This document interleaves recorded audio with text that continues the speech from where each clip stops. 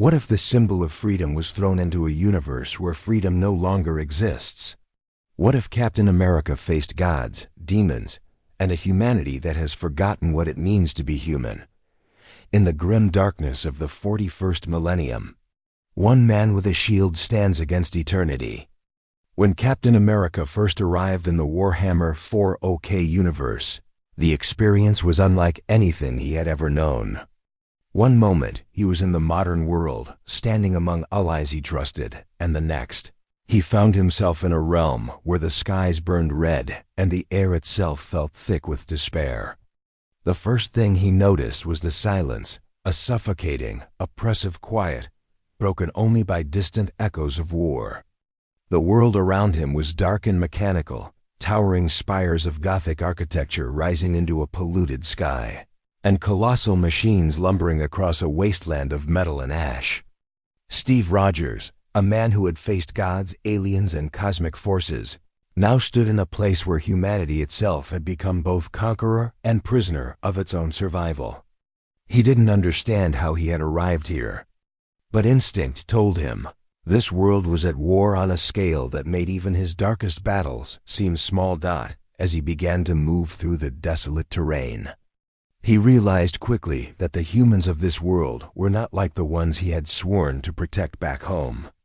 These were people hardened by centuries of endless war, their faith placed not in freedom or justice, but in the worship of a distant, godlike emperor. Soldiers marched in perfect lines, their faces hidden behind respirators, their armor marked with the imperial aquila, and their eyes filled with the kind of fear that comes from generations of indoctrination. Captain America's presence immediately drew attention. His blue uniform, the star on his chest, and his shield gleaming in the dull light were symbols completely alien to them. To them, he looked like a relic from a forgotten age. A man who didn't belong in the grim darkness of the 41st millennium. Within moments, a patrol of Imperial guardsmen approached him, weapons drawn, demanding his identification. Steve raised his hands calmly, trying to explain that he was a soldier from another time and place, but his words were met with suspicion. In this universe, strangers meant danger, and anyone who didn't swear allegiance to the Emperor was a potential heretic. They scanned him with crude, mechanical devices, whispering prayers to the machine spirit as they worked, and when the readings showed no match in their databases, they became even more hostile. Before the situation could escalate, a towering figure in power armor arrived, a space marine, a warrior of the Adeptus Astartes. The ground seemed to tremble with his every step, his presence commanding immediate obedience from the guardsmen. Steve looked up, meeting the gaze of a man genetically engineered for war. A living weapon of faith and destruction. The Space Marine studied Captain America carefully, his helmet's red lenses reflecting the faint glow of Steve's shield. "You are not of the Imperium," he said, his voice metallic and deep. Steve simply nodded, answering with the same honesty that had always guided him. "I'm from another world." That statement, in this reality, was enough to mark him as a possible demon, xeno, or warp anomaly. But something in his voice, perhaps the sincerity and calm courage that defined Steve Rogers, stopped the Marine from ordering his immediate execution.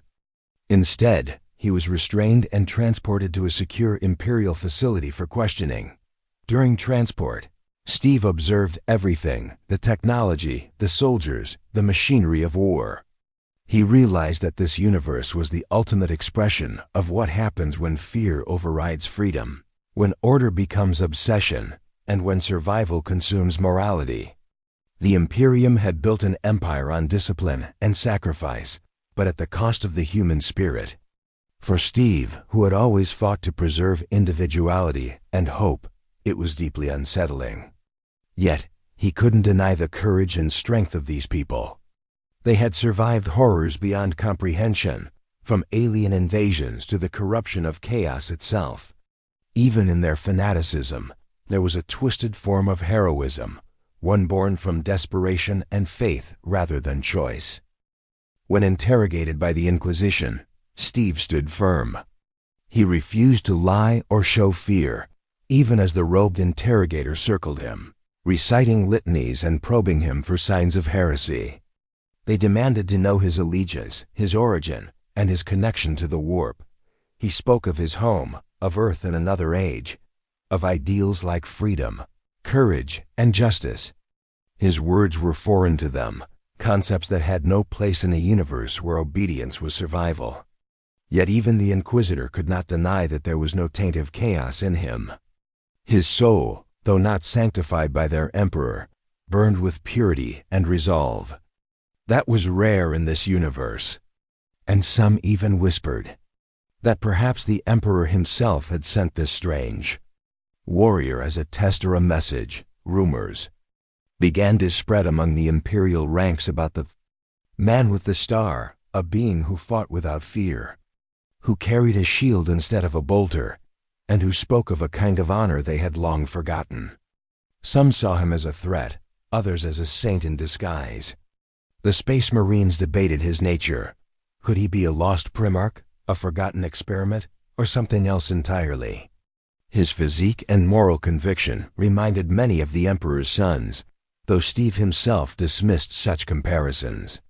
He wasn't a god or a demigod, just a soldier doing what he thought was right. But in a world where every act was filtered through religion and superstition, even his humanity became mythic. As he began to learn more about the galaxy's endless wars, Steve found himself torn between two truths. On one hand, the Imperium was humanity's shield, protecting it from horrors beyond imagination. On the other, it was a prison built on cruelty and oppression. He understood the necessity of strength, but could not accept the loss of compassion. For the first time, Steve Rogers questioned whether his ideals could survive in such a place, or if he would have to change them to endure. Yet, despite everything, he felt a familiar spark inside him. It was the same feeling he had when standing against Hydra, when leading soldiers through impossible odds. He might be a stranger in this universe, but the fight for humanity's soul was something he had always understood. Captain America's first encounter with the Imperium of Man was not one of friendship or mutual understanding. It was an uneasy collision of two vastly different worlds. When Steve Rogers was brought before the representatives of the Imperium, he found himself standing in a colossal cathedral-like hall that seemed to stretch endlessly upward. Every surface carved with skulls, purity seals, and prayers to the God Emperor. The air was thick with incense, and the distant sound of chanting from robed clerics echoed through the chamber. To Steve, it felt less like a military installation and more like stepping into a religion that worshipped war itself. The Imperium did not simply revere their emperor, they obeyed him as a god, unquestioningly, unconditionally, and absolutely. Steve Rogers, who had lived his life believing in democracy, freedom, and moral responsibility, immediately sensed the vast gulf between his world and theirs. As he stood before the gathered officials, high-ranking officers of the Astra Militarum, a tech priest of the Adeptus Mechanicus, and an inquisitor cloaked in black, he realized this was not a simple interrogation. It was a judgment. These people did not tolerate uncertainty. The Imperium was a civilization built on the ashes of doubt, where everything unfamiliar was either purged or enslaved. They wanted to know who he was, what he was, and whether he served the Emperor. Steve stood tall, his shield at his side, refusing to bow. He had bowed to no tyrant, no false god, and no regime of fear. Yet, in this hall of power, his defiance was dangerous. The Inquisitor's eyes burned with suspicion as he questioned Steve's origins, his abilities, and his purpose in this world. The words heretic, mutant, and warp spawn floated through the air like accusations, waiting to strike. Steve answered every question with honesty. He explained that he came from another time and place, a world where humanity had not yet spread among the stars, a world where people still fought for freedom and justice. He told them about World War II, about standing up against tyranny, and about fighting for the right of every person to choose their own path. To the Imperium's officials, his words were almost blasphemous. Freedom was chaos. Choice was corruption. Only obedience kept humanity alive against the endless horrors of the galaxy. The tech priest murmured binary prayers, scanning Steve's body for cybernetic corruption, while the Inquisitor asked if he heard voices from the warp. When the scans showed no mutations or psychic taint, there was a flicker of uncertainty in their eyes. He was too human, too pure, and that made him even more suspicious. Despite their coldness, Steve could see the weariness in their faces. These were not evil people, at least not in the way he understood evil. They were survivors. They lived in a universe where mercy got you killed, where every day was a battle to keep humanity from extinction. Their brutality was born from necessity, their faith from desperation. As he listened to their stories of the endless wars against Xenos and chaos, he began to understand the depth of their suffering. Yet he also saw what they had lost in the process, the ability to hope without fear, to fight for something greater than survival. Steve wanted to speak, to remind them that humanity's strength had always come from compassion as much as courage. But he knew such words would sound like heresy here. The Inquisitor continued to test him, asking questions meant to provoke, to uncover hidden lies or moral weakness. "Do you believe in the Emperor?" the Inquisitor demanded. Steve paused, choosing his words carefully. "I believe in humanity," he said simply. "In its ability to do what's right, even when it's hard." The chamber went silent.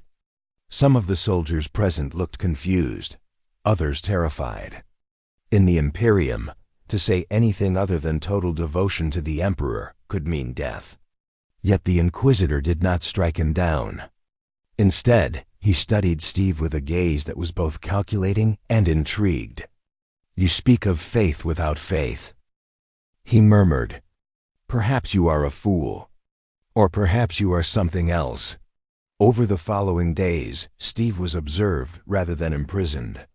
The Imperium's scholars and psychers tested him, searching for signs of warp corruption or psychic influence. None were found. They couldn't explain his sudden appearance, but they couldn't deny that he was human entirely and impossibly human. During this time, he was introduced to several figures within the Imperium who sought to understand him. A grizzled commissar spoke to him of duty and discipline, believing that perhaps this strange man could be molded into a loyal servant of the Emperor. A tech priest offered to augment his body with bionics, seeing potential in his strength and endurance. Steve refused both offers, politely but firmly. He had not come to be remade in their image. The real test came when the Imperium decided to observe him in battle. A nearby planet had fallen to an uprising of heretics, and the Inquisitor wanted to see whether this outsider was truly what he claimed to be, a warrior of humanity. Armed only with his shield, Steve joined a regiment of Astra Militarum soldiers on the front lines. They expected him to falter, to die quickly, but instead, they witnessed something none of them had seen before. Steve didn't fight for glory or orders, he fought for the men beside him. He saved lives where others would have sacrificed them. His courage was unshakable, his movements precise and disciplined. Bolter shells and less fire filled the air, but Steve pressed forward, his shield deflecting every shot, leading the charge with unmatched resolve.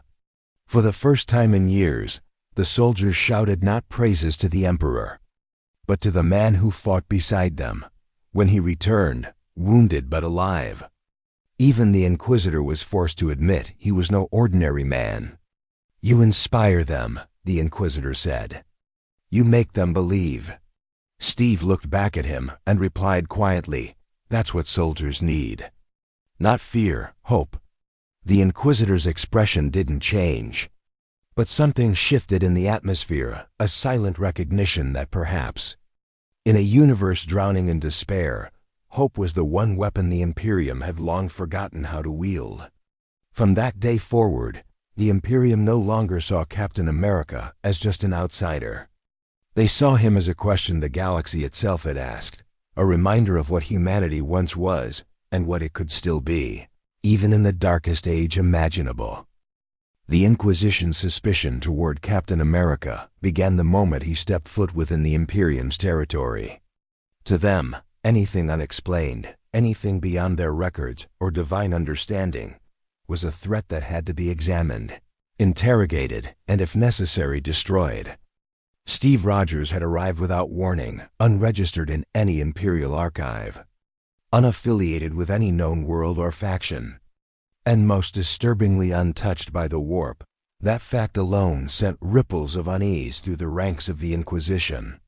A man who appeared from nowhere, possessing enhanced strength, speed, and an indestructible shield made of an unknown alloy, was the kind of anomaly they were trained to root out and purge before corruption could spread.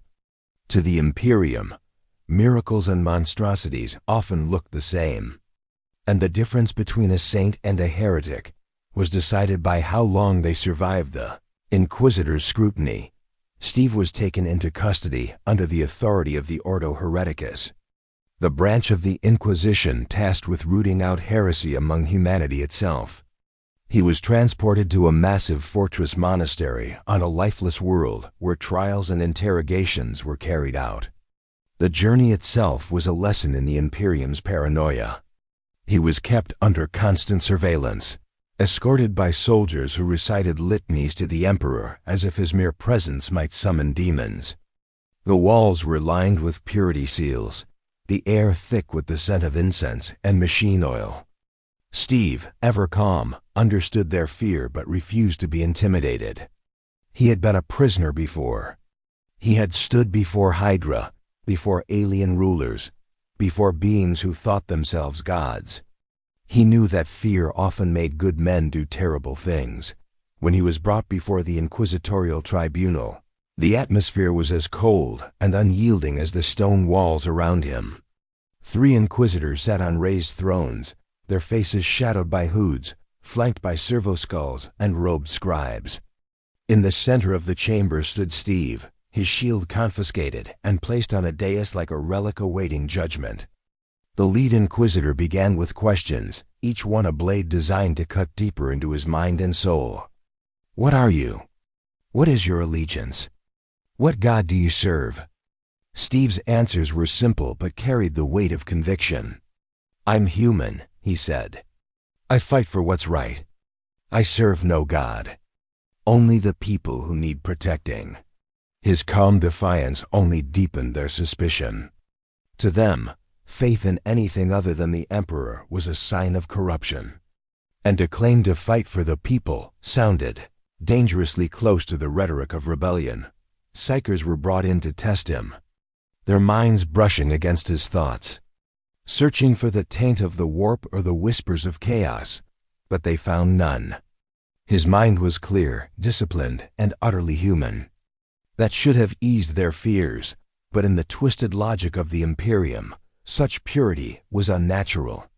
A man with no trace of psychic energy or corruption, appearing from nowhere, could only mean one thing: he had been sent as part of a greater plan, perhaps even a weapon of chaos disguised in righteousness.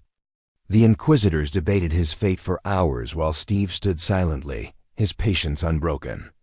When they finally spoke again, it was with the cold tone of those who had decided guilt long before the trial began. He was to be placed under continued observation, and if any sign of heresy emerged, if he so much as questioned the Emperor's divinity, he would be executed without hesitation. The days that followed were a test not of strength, but of will. The Inquisition watched his every move, analyzing his behavior, recording his speech, measuring his reactions to images of chaos, corruption, and imperial doctrine. They expected defiance, expected to find the moment his mask would slip. But Steve never broke. He spoke respectfully, cooperated when questioned, and never once displayed anger or hatred toward his captors. What unnerved them most was his consistency, his unwavering moral compass. In a galaxy built on fear and obedience, true conviction was a rarity. One of the junior interrogators, a young man who had known nothing but the Imperium's dogma, began to question his own beliefs after listening to Steve's words. How can he stand so calm? He whispered to his superior. Because he believes, the senior interrogator replied grimly. And belief, unbound by the Emperor, is the most dangerous thing of all. Rumors of the shielded heretic began to circulate through the lower ranks of the fortress. Some whispered that he was a lost saint, others that he was a test sent by the Emperor himself. Even among the Inquisition's ranks, quiet arguments began to form. Some wanted to dissect him, to learn the secrets of his strength and technology. Others believed killing him would only anger the Emperor if he truly was a divine sign. The longer he remained, the more his presence stirred unease in the rigid order of imperial faith. During one of his daily interrogations, the lead inquisitor finally confronted him directly about his ideals. "You speak of freedom as though it were a virtue," he said with disdain. "In the Imperium, freedom breeds heresy. It weakens the soul and invites chaos."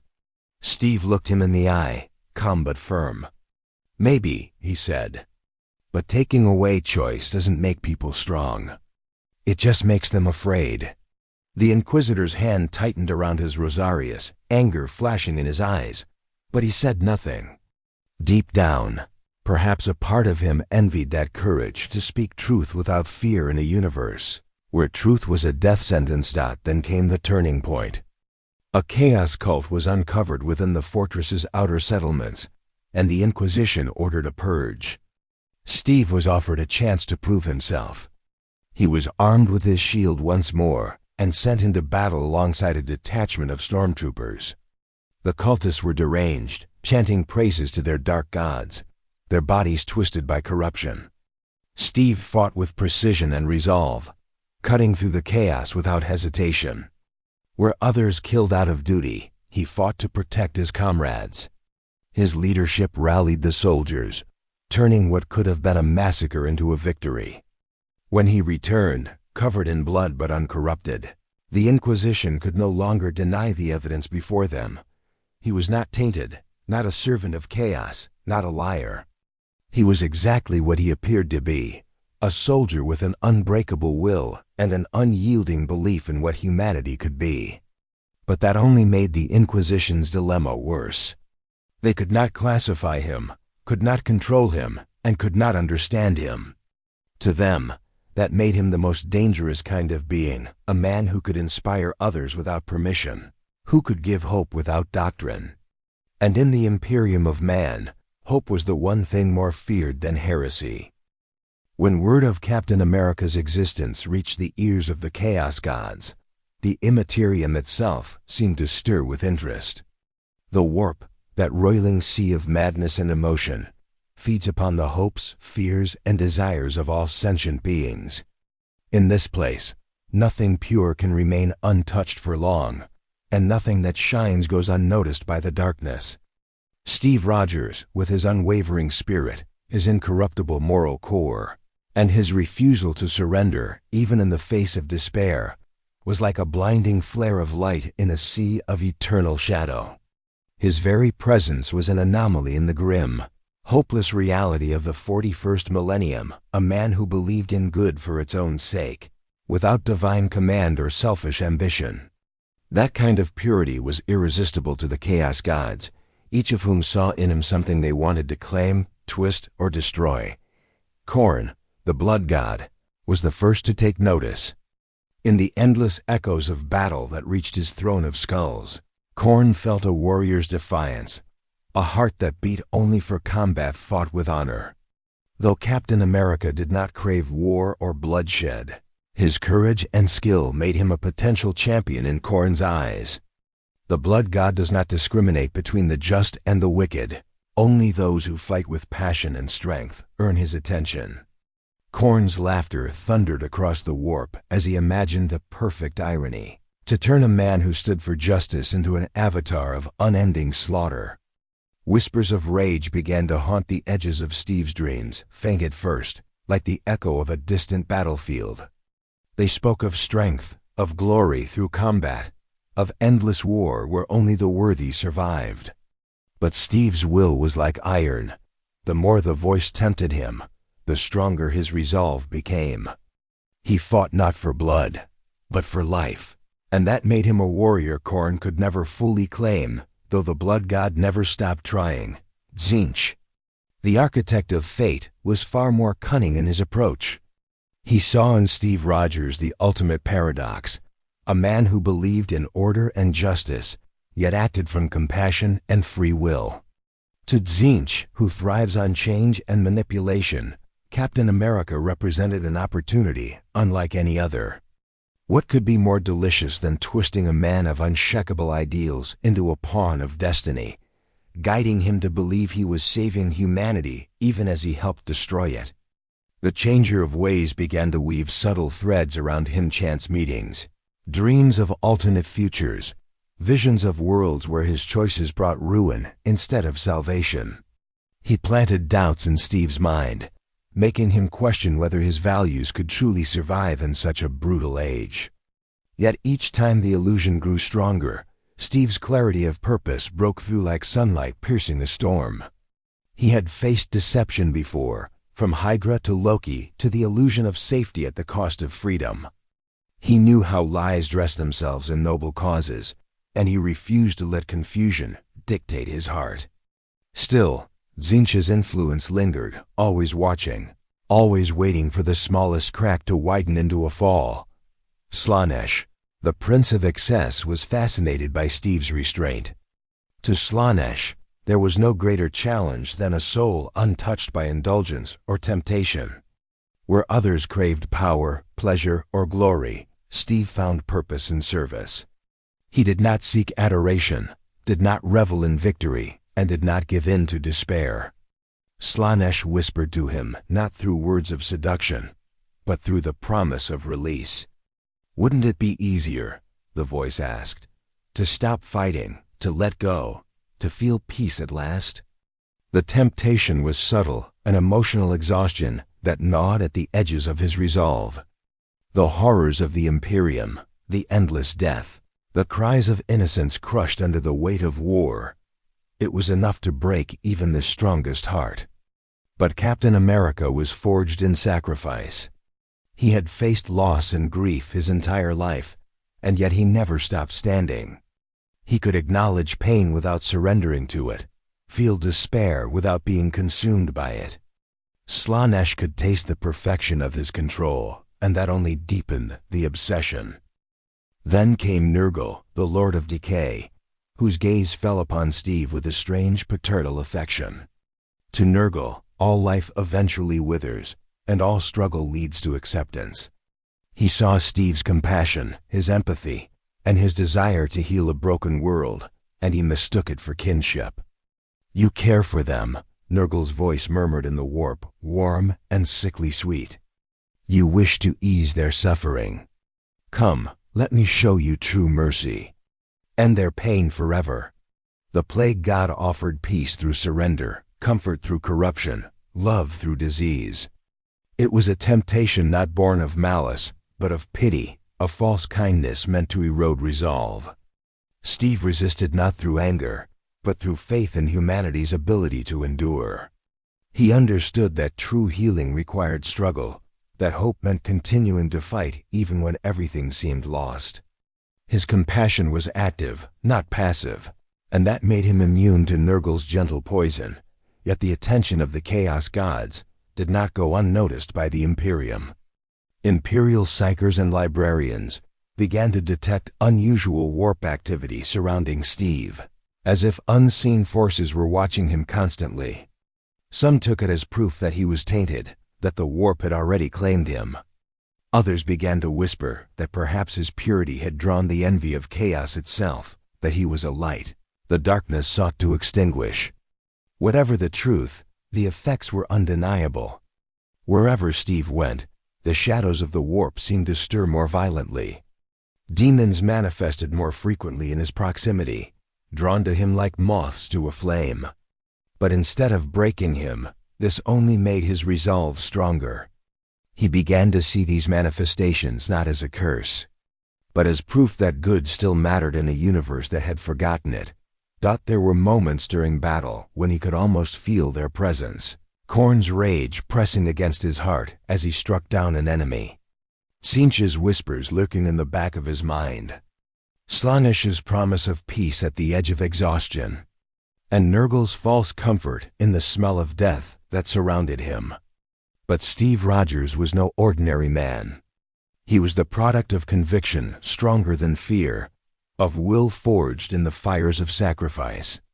The Chaos Gods could not comprehend such purity because it defied their nature. He was a reminder that even in the darkest corners of existence, there were still things worth fighting for, things chaos could never corrupt, only fear. In the Immaterium, their fury grew. A single mortal, alone in a universe of despair, had resisted them all. And in doing so, Captain America became not just an anomaly, but a threat to the very fabric of chaos itself. When Captain America's shield was first examined by the Adeptus Mechanicus, it became an object of immediate fascination and reverence. To the tech priests, who saw divinity in machinery and worshipped the Omnissiah as the embodiment of the Emperor's will, this artifact was unlike anything recorded in their vast archives. Forged from an unknown alloy that could withstand plasma fire, bolter rounds, and even psychic energy without so much as a scratch, it defied every known principle of Imperial metallurgy. The shield bore no runes, no sigils of the machine god, and yet it radiated a perfection of craftsmanship that bordered on the sacred. To the Mechanicus, this was not merely a weapon, it was a relic, perhaps even a fragment of lost standard template construct technology from the dark age of technology. When Steve tried to explain that it was made from vibranium, a metal from his world designed to absorb vibrations and kinetic energy, the priest simply bowed and called it a holy material of pre-imperial divinity. The Magos overseeing the research requested that the shield be surrendered for study, a request Steve refused without hesitation. To him, the shield was not a symbol of power or status, it was a part of who he was, a reminder of the ideals he fought for. It represented protection, not dominance. The tech priests were offended at first, seeing his refusal as defiance against the machine god, but eventually their curiosity overpowered their pride. Instead of confiscating it, they proposed an enhancement, offering to upgrade the shield with the blessings of the Omnissiah to better serve the Emperor's cause. Steve, cautious but pragmatic, agreed only on the condition that the shield would remain true to its original purpose to defend, not destroy. For weeks, the shield lay upon an altar of steel beneath towering columns of cogwheels and incense-spewing servitors. The tech priests worked in silence, chanting binary prayers as mechanical limbs descended to etch runes and filigree into its surface. They infused it with adamantium layering, a material known across the Imperium as one of the hardest substances in existence, said to be blessed by the machine spirit itself. The fusion of vibranium and adamantium was something never before achieved, creating a weapon and defense beyond imagination. They then embedded a micro-reactive energy field generator at its core, drawing power from a captured plasma conduit. The result was a shield that could not only absorb impact, but now redirect that energy outward, releasing bursts of controlled force capable of repelling even a Space Marine's charge. When Steve reclaimed the shield, it felt heavier, not in weight, but in meaning. Its once smooth surface now bore the intricate engravings of the Adeptus Mechanicus, and its inner edge glowed faintly with power. Though the tech priests had adorned it with the sigil of the Omnissiah, Steve knew it still remained his unchanged in spirit. The moment he held it again, the Mechanicus attendants fell to their knees, murmuring that the machine spirit within had accepted its true master. To them, it was confirmation that Steve Rogers was meant to wield this relic. To Steve, it was simply an extension of his promise to protect the innocent, no matter the world he stood in. His first test of the newly upgraded shield came sooner than expected. A chaos incursion erupted on a nearby hive world, and Steve joined the Imperial Guard detachment assigned to defend it. When the enemy descended, bringing demons that twisted the air around them. The shield's energy field flared instinctively. Bolts of warp energy that would have obliterated tanks splashed harmlessly against it, rippling like stones dropped into water. When Steve struck back, the shield emitted a concussive pulse, scattering enemies like leaves in a storm. Even the demons, beings born of raw chaos, hesitated before its brilliance. To the soldiers who fought beside him, it seemed as if the Emperor himself had blessed the shield, its radiant energy cutting through the corruption of the warp. For Steve, however, it wasn't divine power, it was science and courage working in harmony. Proof that even in the darkest places, humanity's ingenuity could still be a force for good. After the battle, word of the shield of the Omnissiah spread rapidly across the sector. Some claimed it was a holy artifact sent by the Emperor as a sign of hope, while others whispered that it was a weapon too dangerous for any mortal to wield. The Inquisition once again took interest, sending observers to monitor how Steve used it. They feared that technology of such purity might draw the attention of heretics or Xenos empires eager to claim it. The tech priests who had worked on the shield guarded their research obsessively, sealing every record and declaring the project a sacred secret. To the Mechanicus, the shield had become more than an experiment. It was a bridge between faith and function, a manifestation of their eternal pursuit of the Omnissiah's perfection. Over time, Steve began to understand the shield had taken on new meaning for the people around him. To the Imperium's soldiers, it wasn't just a defensive tool, it was a symbol of protection in a universe that had long forgotten what that meant. When he raised it in battle, men and women who had known only fear suddenly found courage. They called it the Emperor's Mercy, believing that its glow drove back not just physical attacks but despair itself. Steve tried to correct them, to explain that the power didn't come from divinity, but from humanity's will to survive and protect. Yet he soon realized that faith, even misplaced, had a strength of its own.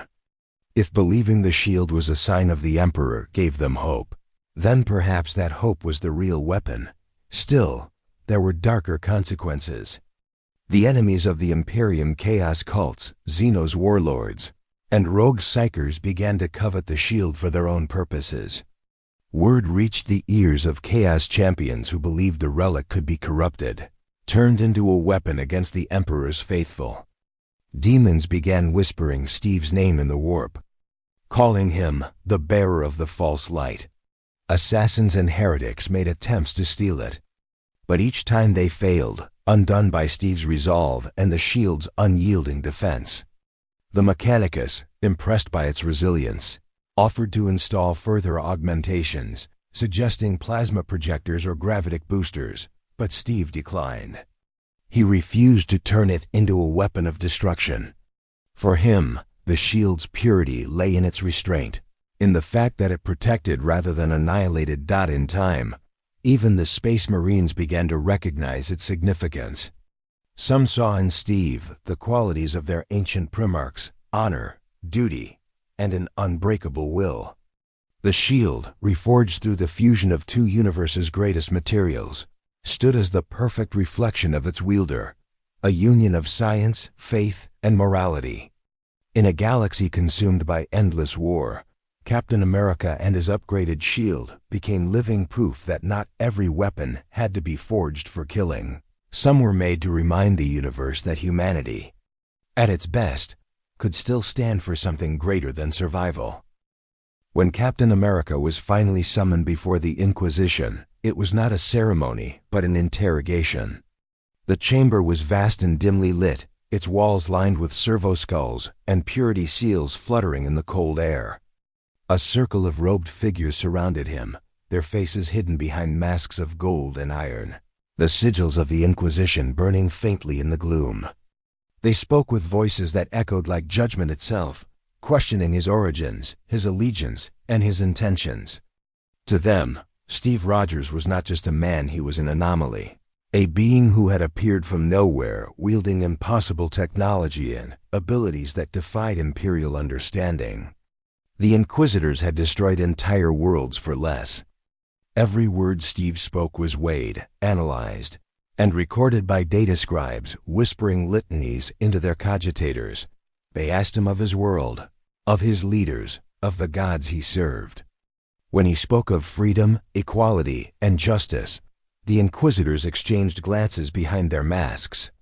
To them, such words bordered on heresy ideals dangerous to the order of the Imperium, where obedience was law and the Emperor's will was absolute. Yet as Steve stood there, firm and unwavering, they sensed no deceit in him. He spoke with the conviction of a soldier who had lived his life by the blade of duty and the shield of compassion. When he said he fought not for conquest but for protection, not for power but for peace, some among them found their faith shaken. Even if only for a moment, they demanded he swear loyalty to the God Emperor. Steve hesitated, not out of disrespect but from honesty. He said he would fight beside them, protect their people, and defend their worlds, but he could not pledge blind devotion to something he did not understand. He told them that in his world, faith was a personal matter, and that his loyalty was to the innocent and the oppressed, wherever they might be. The chamber grew silent after that. A lesser man would have been executed for such words, yet something about his presence stayed their hands. Perhaps it was the aura of righteousness that clung to him, or the strange resonance of his shield that seemed to hum softly in defiance of the chamber's oppressive air. One of the inquisitors, an ancient woman named Valeria, finally spoke. She had seen countless warriors and zealots in her centuries of service, but none quite like this one. She saw no ambition in his eyes, no hunger for power, only the relentless will to do what was right. She ordered that he be tested, not through torture or psychic probing, but through action. If Captain America was truly an ally of humanity, he would prove it on the battlefield. And so began his service under the watchful eyes of the Inquisition. Steve was assigned to accompany a detachment of the Death Watch, the elite space marines tasked with combating Xeno's threats. They were skeptical of him at first, towering warriors clad in black power armor, bred for war and devoid of doubt. To them, he was a mortal flesh and bone, fragile and unaugmented. But Steve never sought to impress them. He simply did what he always did, led by example. In their first mission together, they faced a tyrannid biofleet attempting to consume a frontier world. While the Death Watch struck with bolters and flamers, Steve moved among the civilians, rallying them, protecting the weak, holding choke points with his shield against creatures far beyond human strength. When a brood of tyrannid warriors breached the line, he stood his ground alone, deflecting claws and acid with impossible speed, until the Marines arrived to finish the fight. When the smoke cleared, even the hardened Astartes saluted him in silent respect. Reports of his actions reached the Inquisition quickly. Valeria watched from orbit as data feeds displayed his movements, every command precise, every decision driven not by fear or hierarchy, but by compassion. She saw how ordinary soldiers followed him without question, how the terrified became brave simply by standing near him. To an Inquisitor, this was power of the kind of influence that could change hearts faster than any sermon. She realized then that Captain America was not just a warrior. He was a symbol, one the Imperium had long forgotten how to create. The Emperor had once been that symbol, a beacon of unity and hope, but now his image was one of terror and divine wrath. Steve Rogers, without intending to, reminded people of what the Emperor's original dream might have been: humanity standing together, not out of fear, but out of belief in one another. Yet not all Inquisitors shared Valeria's faith in him. Others whispered that he was a threat, a spark that could ignite rebellion. His ideals of freedom and choice were poison to an empire built on absolute obedience. Some argued that he should be studied, contained, or quietly eliminated before his influence spread. Agents of the Ordo Hereticus were dispatched to monitor his every move, watching for the slightest hint of corruption or dissent. Steve, of course, knew he was being watched. He didn't resent it. In a world this paranoid, Trust was earned, not given. He simply continued to do his duty, saving lives, diffusing conflicts between rival factions, and fighting wherever humanity was threatened. As months turned into years, his legend began to grow. Soldiers started painting his shield star on their armor as a mark of defiance against despair. Civilians prayed not just to the emperor, but to the warrior of the shield, a protector who walked among them. The ecclesiarchy, ever sensitive to threats to their monopoly on faith, declared such worship heretical, but the Inquisition hesitated to intervene. Even among them, many had come to respect him, seeing in him a rare purity of purpose, untouched by the corruption that infected their galaxy. Still, Steve remained humble. He refused rank or privilege, choosing instead to stay among the people. When the Inquisition offered him a position as a sanctioned agent, complete with authority to command imperial forces, he accepted only to use it for protection, never punishment. He negotiated ceasefires between rival imperial commanders, rescued stranded guard regiments, and even helped Ordo Xeno's researchers develop new defensive tactics against alien swarms. Each act of mercy he performed chipped away at the wall of fear that defined imperial life. In time, even the inquisitors who had once doubted him began to see his value. They realized that his moral compass, so alien to their ruthless world, was not a weakness, but a strength. Where they ruled through fear, he led through hope. Where they demanded obedience, he inspired choice. And though they could never truly understand his refusal to worship the emperor as a god, they came to accept that perhaps, in his own way, Captain America served the emperor's truest ideal, the preservation of humanity. Not through domination, but through courage. The day came when Captain America was summoned not by the Inquisition, but by the High Lords of Terra themselves. His deeds had spread across the stars, from the hive cities of Necromunda to the ash wastes of Armageddon, and whispers of the man with the unbreakable shield had reached even the Golden Throne. The summons was not a request. Few things in the Imperium were. He was to travel to Holy Terra, the cradle of humanity, the heart of the Imperium, and the seat of the Emperor's eternal vigil. The journey through the warp was long and perilous. Even under the protection of the Imperial Navy, Steve found the experience unsettling visions of shadows whispering through the void, of unseen eyes watching him from the immaterial darkness. The ship's Geller field flickered once, and he felt an alien cold touch the edges of his mind, but he fought it off with the sheer force of his will. When the ship finally broke through the warp storm and emerged into the Sol system, the sight before him left him silent. Terra was not the world of beauty or hope he might have imagined. It was a tomb of metal and smog. A planet where every inch of soil was buried beneath cathedrals, factories, and fortress walls. The sky was a haze of pollution, and the air vibrated with the chants of a billion voices praying in unison. Titans walked among the colossal spires, and orbital defenses blazed like distant suns. It was the most magnificent and most tragic thing Steve had ever seen, a civilization so vast and powerful, yet one that had forgotten what it was fighting for. The shuttle descended through endless layers of defense grids and landing bays until it reached the Imperial Palace, a structure so immense that it dwarfed mountains. When Steve stepped out, escorted by the custodies themselves, he felt the weight of history press upon him like gravity itself. The custodies led him through golden corridors filled with statues of heroes long dead and frescoes depicting the Emperor's triumphs. Every hallway echoed with the sound of chanting servitors and the grinding of machinery that never slept.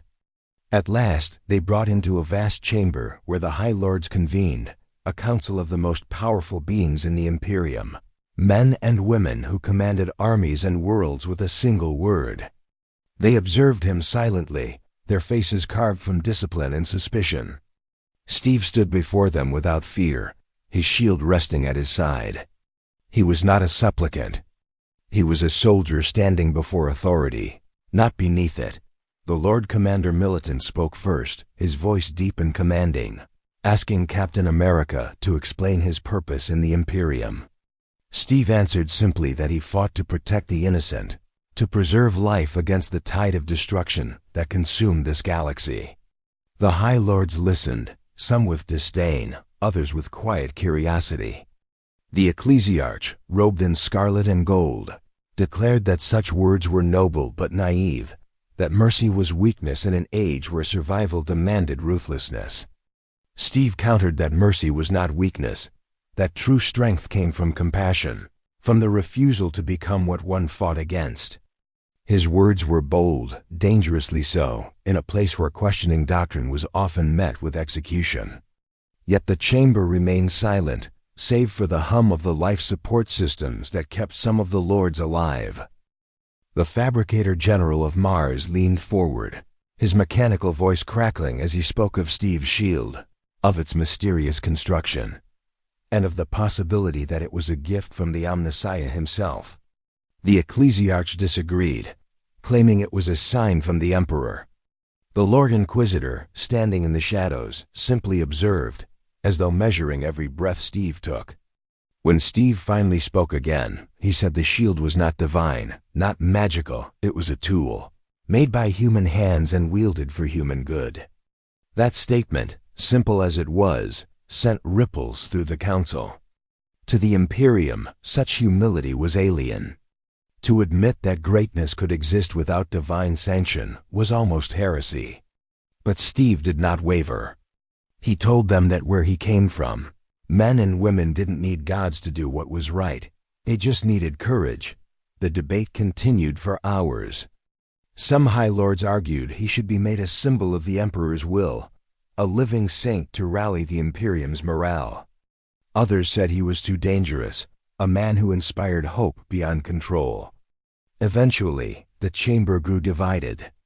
It was the Grand Master of the Officio Assassinorum who spoke last, cold and emotionless, saying that if Captain America were a threat, he could be dealt with swiftly and silently. The implication was clear, but Steve didn't flinch.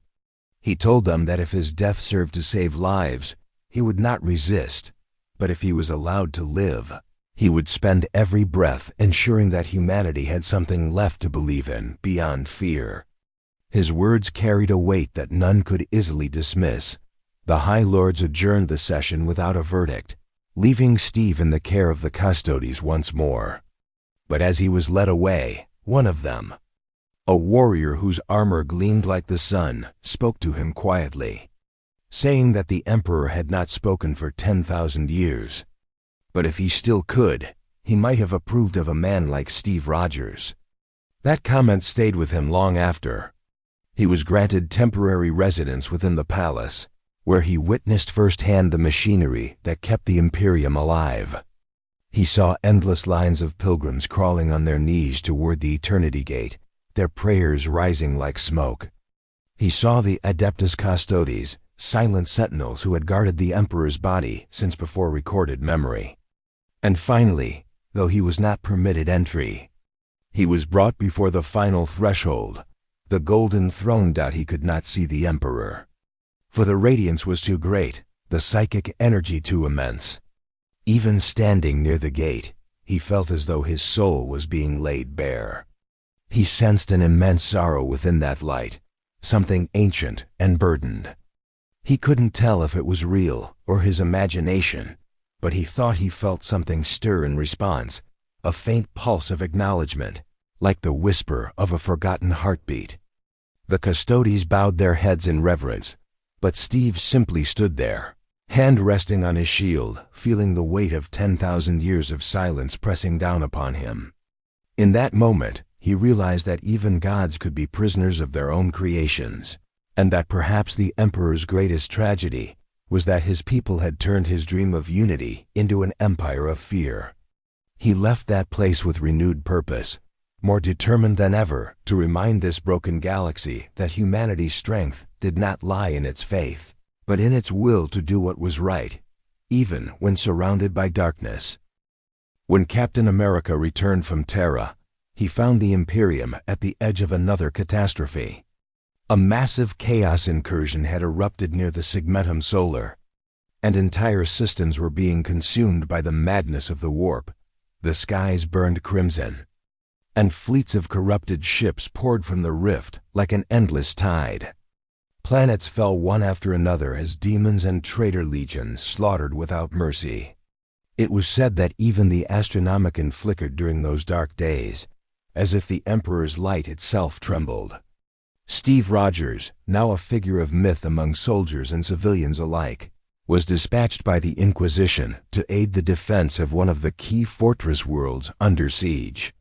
The world's name was Belisar Prime, a bastion of the Imperial Guard now choked with refugees, ruins, and despair. When Steve arrived, the air smelled of ash and ozone, and the sound of artillery never ceased. He could see the fear in the eyes of every soldier, the kind of fear that no prayer could erase. He walked among them without armor, without command, his blue uniform marked only by the sigil of the Imperium and the star on his chest. Wherever he went, people stopped to look. Some whispered his name like a prayer. Others doubted, thinking him a myth sent by propaganda. But when the bombardments began and the sky filled with fire, he didn't hide in bunkers or behind walls, he led from the front. The first wave of Chaos Marines descended like devils from the sky, their corrupted armor marked with the symbols of the dark gods. Bolter fire ripped through the trenches, and men began to break. But then Steve charged, his shield blazing with energy as he deflected round after round, rallying those around him with a shout that cut through the noise of battle. "Stand your ground!" he roared, his voice carrying through the din like a thunderclap. "You're not fighting for glory, you're fighting for each other." The words struck something deep in the soldiers' hearts. Men who had been seconds from fleeing turned back, raising their lasguns and forming ranks. The shield became a beacon amidst the smoke, its glow illuminating the battlefield like a defiant sun. When the first of the Chaos Marines reached him, towering and brutal, Steve met the blow head-on. His shield clashed against the demon-forged blade, sparks flying as the impact sent shockwaves through the air. The corrupted warrior laughed, mocking the mortal's defiance, but his laughter ended when Steve drove his shield into his chest. The energy burst, hurling the traitor through a wall of concrete and steel.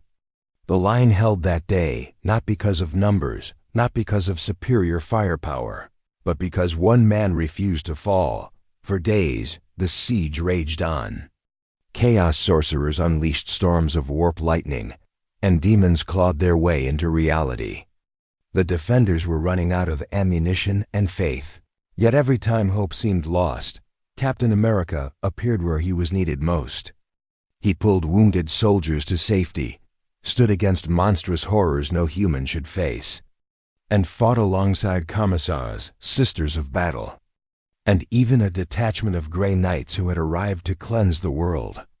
The Grey Knights, holy warriors bred to fight demons, regarded Steve with cautious respect.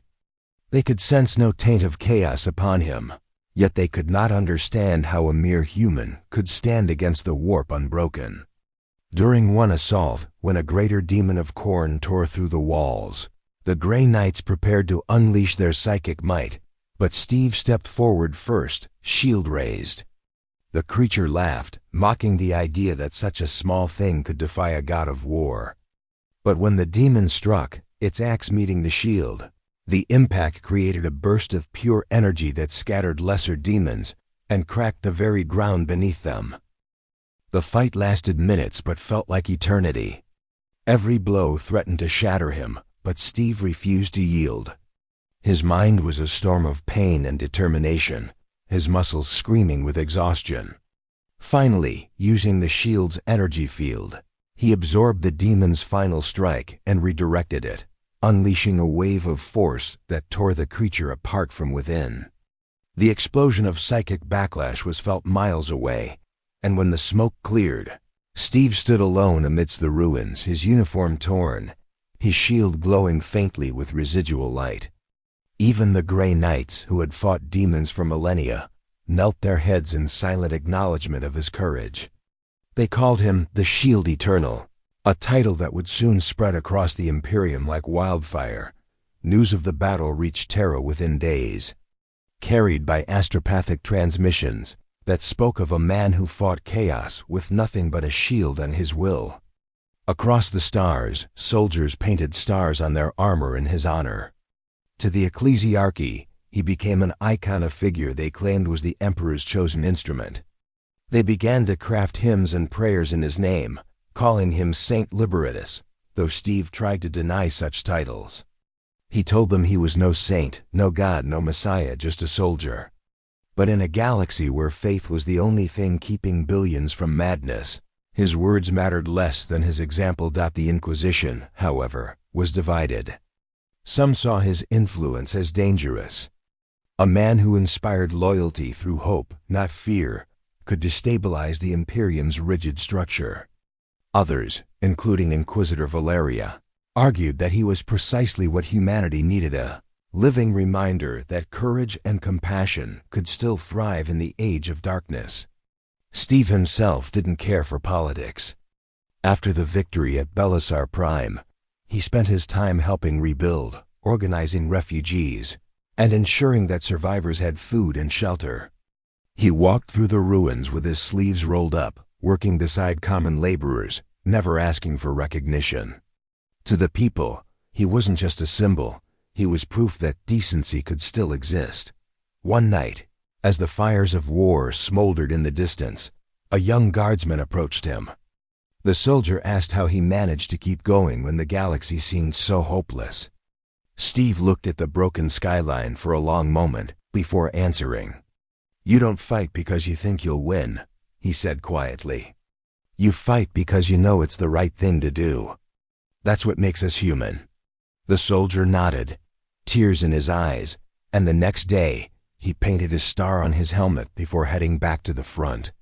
It was a small act, but it spread soon. Every regiment on the planet bore that same symbol, a mark of unity in defiance of despair. By the time the Chaos Fleet retreated, driven back into the warp, the legend of Captain America had grown beyond anything the Imperium could control. To some, he was a hero. To others, a heretic. But to those who had fought beside him, he was something greater, a reminder that even in a universe of gods and monsters, one man's courage could still make a difference. As the years passed, Captain America's presence in the Imperium became something the galaxy could no longer ignore. His legend had spread through every corner of human space, from the hive worlds to the distant frontier colonies clinging to survival in the void. Soldiers painted stars on their armor, refugees whispered his name in prayer, and banners bearing the image of his shield began to appear alongside the Aquila. To many, he was a beacon of hope in a time when hope had become as rare as mercy. But not everyone saw him as a savior. The ecclesiarchy, the spiritual heart of the Imperium, began to grow uneasy. They had built their power upon devotion to the Emperor as a divine god, and Captain America's growing influence threatened that foundation. People were no longer worshiping out of fear. They were beginning to believe out of inspiration. That kind of faith, pure and voluntary, was something the ecclesiarchs could neither control nor predict. Meetings were held in secret cathedrals of gold and marble, where robed priests debated whether the shield-bearer was a gift from the emperor or a heretic cloaked in virtue. The Archdeacon of Seoul called him a false prophet, while others within the ecclesiarchy whispered that perhaps he was a saint reborn. The schism deepened as more worlds began to venerate him openly. Shrines were built not to his image, but to what he represented: justice, protection, and selflessness. Pilgrims carried makeshift shields as relics, symbols of their devotion not to the emperor's wrath, but to his mercy. The idea terrified the upper echelons of the church, for it shifted the power of belief away from their control and toward the individual's conscience. In a regime built upon absolute obedience, that was heresy in its purest form. Steve Rogers, unaware at first of the political storm brewing around his name, continued to serve on the front lines. He fought alongside Space Marines, guided guard regiments through hopeless battles, and mediated disputes between imperial commanders blinded by pride to see reason. Yet everywhere he went, he found himself greeted by reverence he never asked for. Soldiers knelt when he passed, and civilians touched his armor as if it carried divine blessing. He tried to dissuade them, telling them he was no saint, only a man doing what was right. But the more he denied it, the more the myth grew. To them, humility was the final proof of his holiness. Even some of the Sisters of Battle, usually unyielding in their devotion to the emperor, began to speak of him in hushed tones as the hand of his compassion. The Inquisition soon intervened. Fearing the spread of unorthodox belief, they summoned him again, this time under far darker pretenses. He was brought to an inquisitorial fortress upon a dead world, its surface scorched by centuries of orbital bombardment. There, 3 inquisitors of different orders confronted him. One was from the Ordo Hereticus, another from the Ordo Malleus, and the third from the Ordo Xenos, an unprecedented triad of authority, united for a single purpose: to decide whether Captain America had become too dangerous to live. They presented evidence of cults forming in his name, of soldiers disobeying orders because they claimed to follow the true light of the shield, and of preachers declaring him a new saint. To them, this was not faith, it was rebellion. Steve listened quietly as they laid out their accusations. When they finished, he stood, unarmed, and said that he never asked for followers, never wanted worship. He said that if people had found strength in his example, it was because the Imperium had given them nothing else to believe in but fear. His words struck the Inquisitors like a blade. The Ordo Hereticus Inquisitor demanded his execution, claiming such talk was sedition. The Ordo Malleus representative hesitated, saying that no taint of chaos had ever been found upon him, and that destroying such purity would be blasphemy in itself. The Ordo Xenos Inquisitor said nothing for a long time before finally admitting that Captain America was a paradox and anomaly who embodied everything humanity could have been before millennia. Of darkness twisted it. The debate raged for hours until the chamber fell silent. Inquisitor Valeria, who had once defended him, appeared unexpectedly. She argued that killing him would achieve nothing, except proving that the Imperium feared what it could not control. She said that if the Emperor himself still lived in spirit, he would see in Captain America not a heretic, but a reminder of his original dream, a united humanity, brave and free, unbroken by tyranny. The council remained divided, but in the end, they chose not to execute him. Instead, they ordered him into exile under the guise of a classified mission beyond imperial space. It was a compromise, a way to remove him without martyring him. Steve accepted without protest. He told them that if his absence preserved peace, he would go willingly. Before he departed, Valeria met him in private. She told him that what he had done, what he had inspired, could not be erased. That somewhere in the hearts of the people, his message would live on, no matter what decree the ecclesiarchy issued. She gave him a small token, a fragment of a broken aquila, saying it was from the statue of the emperor that once stood in the palace before it crumbled centuries ago. For remembrance, she said. Steve took it, not as a symbol of worship, but as a reminder of what humanity could still become. Then he left, vanishing into the void aboard a small ship with no escort, no ceremony, and no destination. But his disappearance did not end his influence. On countless worlds, soldiers still painted stars on their armor. The ecclesiarchy outlawed his image, burning banners and arresting those who spoke his name in reverence, but it only spread further underground. The people called it the quiet rebellion of the shield. In secret, guardsmen swore oaths not just to the emperor, but to the ideals Captain America had embodied: honor, courage, and compassion. Even among the Inquisition, whispers persisted that he had been seen again, appearing on war-torn planets to lead desperate defenses before vanishing like a ghost.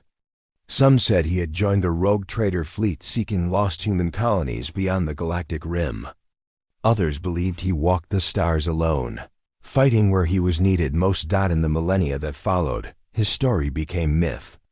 To the Imperium, he was both saint and heretic, savior and rebel. The ecclesiarchy eventually canonized him under a false name to control the narrative, declaring him a martyr of faith, though they never acknowledged that he had once defied their authority. But among the common people, his true legend endured.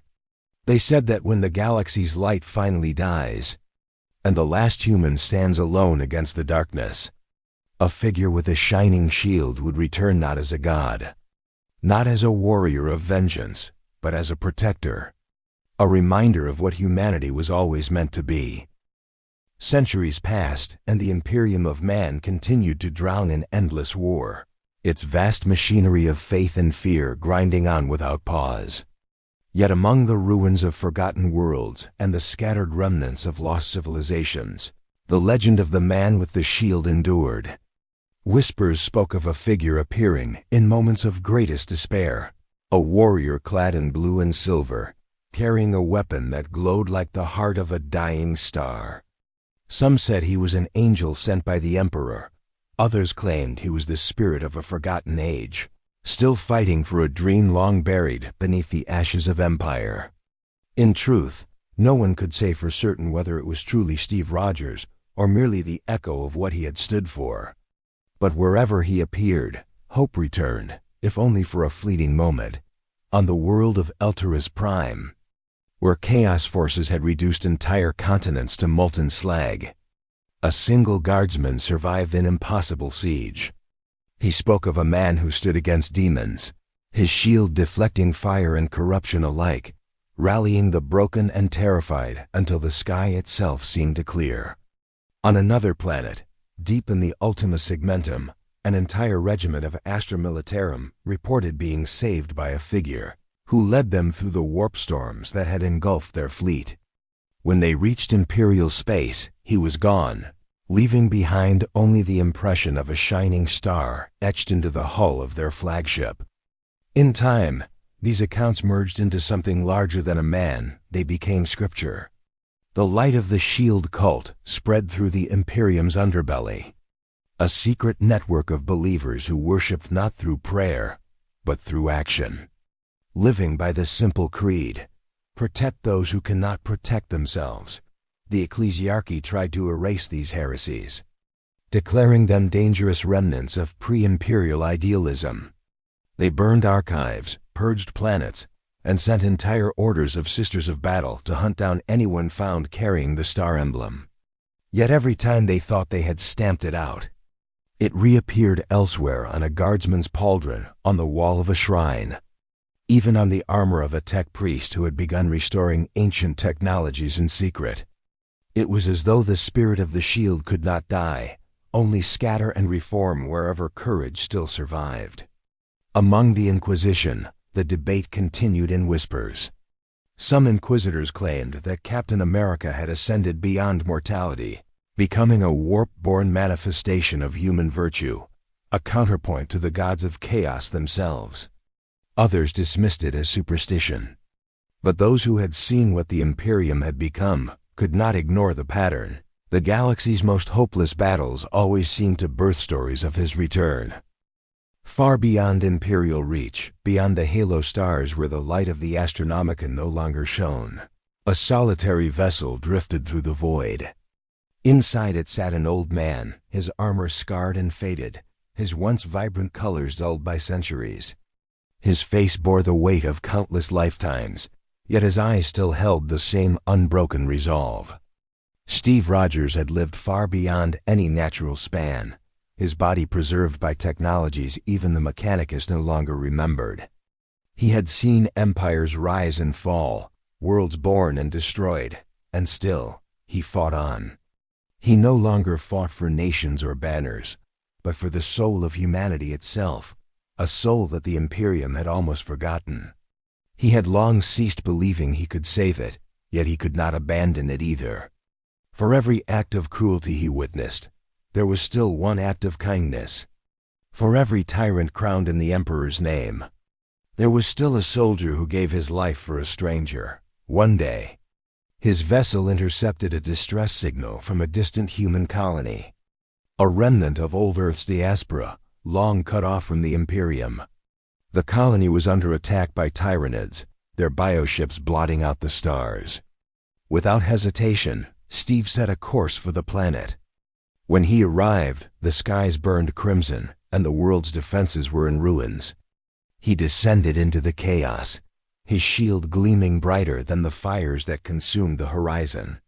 For hours he fought, not as a symbol, not as a myth, but as a man standing between extinction and survival. The colonists, untrained and terrified, rallied around him. His commands were clear, his courage unshakable, and slowly, against all logic, they began to push back. The battle lasted 3 days and nights, and when the last Tyranid fell, Steve stood bloodied but unbroken. The colonists gathered around him, their faces filled with awe. They asked who he was, and he simply said, "Someone who believes you're worth fighting for." When Imperial forces eventually rediscovered that colony centuries later, they found the people living under a code of unity and protection, their banners marked with a blue star. They spoke of a guardian who had come from the stars to save them, promising to return when humanity truly needed him again. Records of that encounter were sealed by the Inquisition, deemed too dangerous to the Imperium's authority. But rumors spread nonetheless. Some claimed the Emperor himself had sent the shield-bearer to remind mankind of its forgotten humanity. Others whispered that perhaps Captain America and the Emperor were never separate, that the ideals they represented were two halves of the same truth, power and compassion. Millennia later, when the galaxy burned once more in a final, apocalyptic war, the end times of the 41st millennium, when chaos raged unchecked and the stars themselves began to die, a light was seen over Terra, amidst the ruins of the Imperial Palace. As demonic armies breached the gates, the defenders swore they saw a man stand before them, his shield reflecting the crimson light of a dying sun. He fought not for victory, but for defiance, for the simple truth that as long as one soul still resisted, humanity had not yet fallen. His name was spoken like a prayer, carried on dying breaths across the void. And whether he was truly Steve Rogers, a saint reborn, or the last dream of a dying species, none could say.